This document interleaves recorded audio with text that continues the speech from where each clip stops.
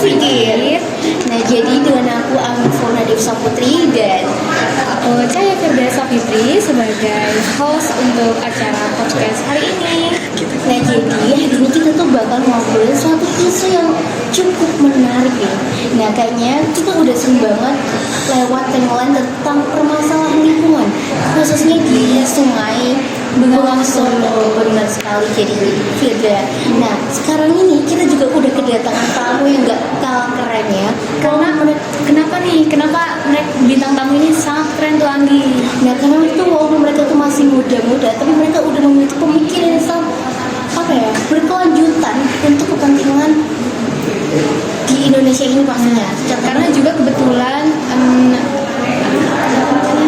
bintang tamu kita kali ini itu berasal dari salah satu kampus terbaik yang ada di Jember, dan juga mereka berdua ini termasuk juga yang selaras dengan isu yang akan kita bahas sesuai dengan jurusannya, yaitu program studi pendidikan IPA. Nah, betul banget Fira. Jadi tanpa berlama-lama nih, kita langsung aja eksekusi untuk bertanya-tanya kepada mereka semua. Ayo, di sini ada teman-teman yang Bisa udah kenalan dulu ya. Kenalkan, nama saya Afgan Wakil. Sebelumnya saya berasal dari Solo. Oke. Saya Deva Muda Soherman, saya asal dari Surabaya. Wih, keren. Oke. Nah, lanjut aja.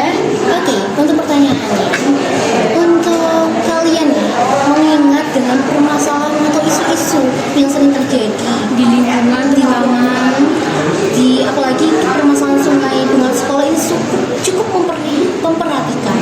Nah, bagaimana tanggapan dari kalian nih tentang permasalahan tersebut? Siapa dulu nih? Oh, ini dimulai dari Revanya dulu kali ya. Oh ya, kalau aku jujur aku kan ada di besar di wilayah Surabaya, di mana itu which is kota industri ya. Dan permasalahan kayak gitu tuh sering aku temui, sungai-sungai yang tercemar seperti yang terjadi di Sungai Bengawan Solo. Nah, kalau aku pribadi, aku tuh baru menemukan suatu mungkin ide ya untuk mengatasi sungai yang tercemar tersebut. Tentu kita awalnya itu harus memberantas dari ininya dong ya, dari mungkin dari rakyat, dari SDM-nya, tapi kita juga harus memprioritaskan sungainya dulu nih, kan sudah tercemar itu dengan sistem biokar. Kalau boleh tahu apa tuh Kak sistem biokar? Jadi biokar itu dari kita tuh membuat arang berpori dari sekam padi gitu loh. Jadi sekam padi itu dibakar sampai ke titik pembakaran tertentu, lalu kita aktifkan sedimen-sedimennya gitu. Setelah itu kita taruh di jaring besar kayak jaring nelayan gitu, terus kayak kita taruh di melintang di sebuah sungai gitu loh. Jadi kayak semua elemen-elemen yang mencemari sungai itu bisa tertahan karena dengan si biokar ini gitu loh Kak. Bagus banget nih idenya. Nah, sekarang gantian, menurut Kak Gatan gimana? Menurut saya ini gimana ya? Selaku orang Solo nih ya. Ya, orang Solo saya kan pencemaran sungai itu termasuk perbuatan manusia juga. Iya benar. Hal pertama yang harus diperbaiki itu menurut saya itu SDM di daerah Solo itu sendiri. Kenapa? Karena orang sana itu kebanyakan kan SDM-nya ya bisa dibilang Kurang ya. itu kan kalau SDM-nya kurang itu membuang sampah sembarangan gitu kan, nggak mikir ke depannya gimana, dampak yang akan terjadi gimana, itu kan nggak mikir mereka. Pasti mereka akan mikir yang penting rumahku bersih lah gitu kan kebanyakannya. Ya yang menurut saya yang perlu diperbaiki itu adalah SDM-nya itu, biar mereka bisa berpikir bahwasannya membuang sampah di sungai itu dapat menyebabkan dampak yang lebih besar lagi seperti banjir gitu. Mungkin tapi ini nggak sih Pak Gatan, kayak mereka ngetengin karena nggak ada regulasi yang gimana gitu nggak sih? Betul.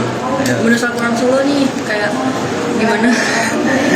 Mungkin dari kebijakan ya. Iya, kebijakannya juga kurang. Benar banget. Tapi gini nih, ini kan sebagian besar yang sudah dikatakan tadi itu faktornya juga dari SDM-nya. Ya. Nah, cara ngatasin SDM kita yang ada di Indonesia ini gimana sih biar terbuka lah Benar kan pasti kan sulit ya untuk kita ngasih mereka untuk tetap jangan buang sampah sembarangan itu pasti itu susah karena mereka selalu mengulangi kesalahan yang sama gitu.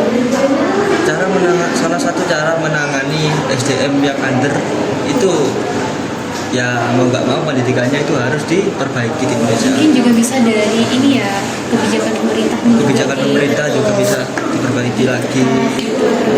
Jadi kalau gitu ya Kita tutup aja podcastnya hari ini, semoga bermanfaat dan bisa menjadi motivasi untuk kalian semua untuk selalu menjaga lingkungan.